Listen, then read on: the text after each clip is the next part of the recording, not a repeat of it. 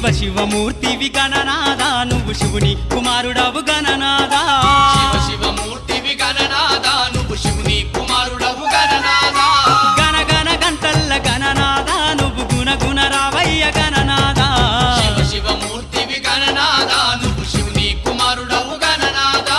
శివ శివమూర్తివి గణనాదా నువ్వు శివుని కుమారుడవు గణనాదా